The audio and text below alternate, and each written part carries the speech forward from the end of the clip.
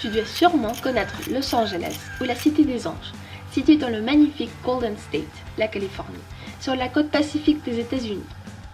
Los Angeles est la deuxième ville des États-Unis en nombre d'habitants après New York, en concentrant environ 3,8 millions d'habitants sur un espace de 1302 km².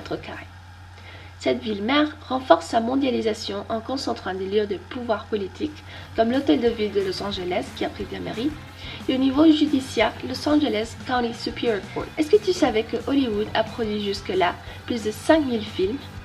En effet, la concentration de quartiers d'affaires se trouve dans le célèbre Hollywood, principal centre de production cinématographique aux États-Unis, le plus rentable au monde.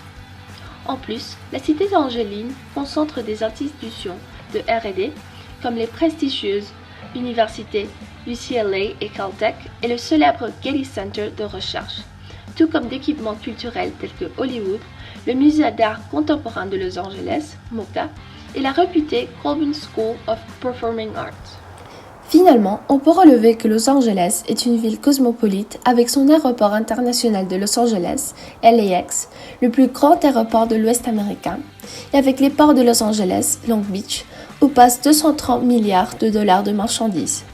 En plus, cette ville concentre aussi de flux médiatiques en ayant de grandes voies de communication comme Los Angeles Times et Opinion pour la communauté hispanophone. Bien, maintenant je vais te montrer en quoi cette métropole est variée. La métropolisation de Los Angeles est diversifiée dans plusieurs aspects, mondialement connue pour son activité culturelle, notamment via la production cinématographique à Hollywood. Elle a un statut non seulement de métropole, mais aussi de ville globale, en anglais World City Region, étant ainsi une métropole globale. Néanmoins, pas toutes les métropoles sont aussi des métropoles mondiales. Par exemple, Denver, qui est une métropole nationale. Les métropoles se caractérisent tout de même par la nature de leur attractivité.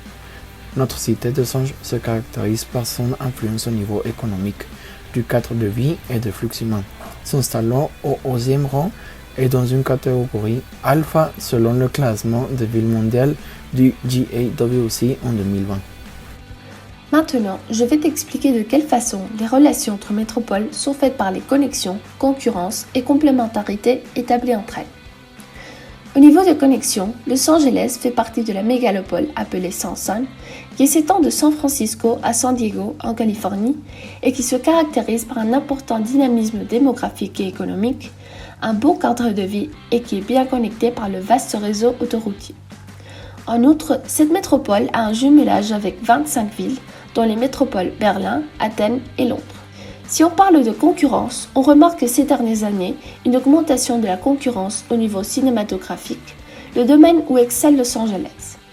De plus en plus de productions sont réalisées dans d'autres villes des États-Unis ou au Canada, dont Vancouver, surnommée la Hollywood du Nord, et Toronto, tout comme son plus grand concurrent au moment, Bollywood, la version de Hollywood mais en Inde. Au niveau politique, son plus grand rival est son voisin au nord, San Francisco. De plus, on remarque l'aspect de complémentarité entre les métropoles états-uniennes qui composent la mégalopole en formation de San.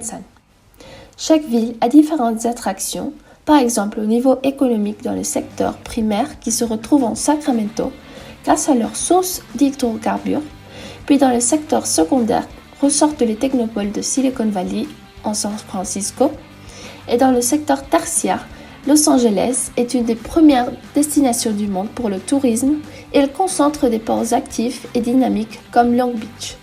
Tu savais qu'en effet, les métropoles sont souvent plus connectées avec des métropoles d'autres pays qu'avec son propre arrière-pays. Depuis plusieurs années, la question de solidarité et des alliances entre territoires métropolitains, urbains et ruraux est au cœur des réformes territoriales et des politiques d'aménagement régional, dans le but de renforcer les liens entre centre-ville de la métropole et sa périphérie. La ville de Los Angeles est la définition même de ce qu'on appelle une jungle urbaine. Au début du XXe siècle, on la décrivait comme un paradis de beauté du paysage, de nature vierge, d'opportunités économiques et de terres agricoles fertiles. C'est rapidement devenu le contraire de ce paradis sur Terre. La métropolisation de la ville enchaîne deux processus dus à la croissante urbanisation. Une faible verticalisation qui commence jusqu'en 1957, mais surtout un étalement urbain excessif. L'extension verticale s'explique par le fort nombre de gratte-ciel dont les principaux de la Cité des Anges sont Wilshire Grand Center, 335 mètres, la US Bank Tower, 310 mètres, et le Aon Center, 262 mètres.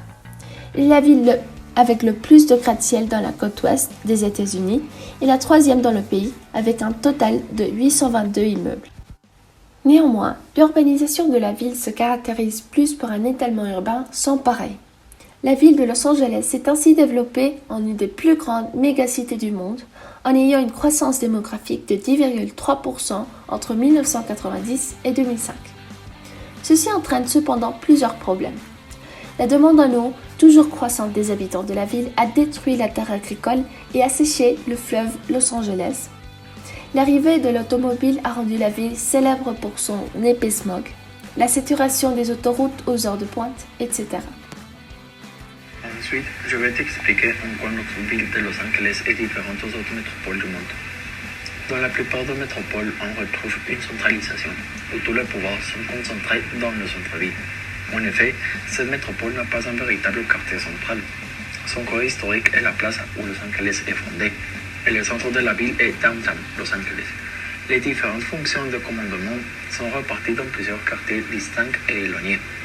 Depuis les années 70, a lieu une grande renaissance du centre-ville et où on éleva des gratte-ciel dans ce quartier et la municipalité décide de transformer le centre pour diversifier les fonctions du centre, de revaloriser le patrimoine et de créer des espaces publics et de mettre en place un vrai centre-ville pour Los Angeles. Cependant, le centre-ville est en train de devenir plus en plus attractif grâce à ces réaménagements, comme la restauration de Broadway, de loft sur le Spring Street, la réhabilitation de la bibliothèque centrale et la construction de nouveaux bâtiments comme le Walt Disney Concert Hall. D'autre part, on peut dire que le polycentrisme perdure avec la formation de plusieurs Edge Cities comme Santa Monica qui se retrouve sur la côte de l'océan Pacifique et qui a un accès direct avec une des principales autoroutes. De plus, on retrouve un deuxième centre de commandement, Century City, qui est en effet souvent confondu avec Downtown Los Angeles. Dans la Cité des Anges, on retrouve deux autres phénomènes comme conséquence de la métropolisation qui conduisent à une récomposition urbaine. Premièrement, on peut relever une fragmentation qui divise la ville par rapport aux inégalités socio-économiques. Par exemple, on peut voir comment surgissent plusieurs gated communities à Los Angeles, qui sont les quartiers les plus riches qui s'isolent dans des lotissements privés, comme Beverly Hills et Malibu. D'autre part, on a des quartiers très pauvres comme Skid Row, qui est en fait l'un des plus pauvres des États-Unis.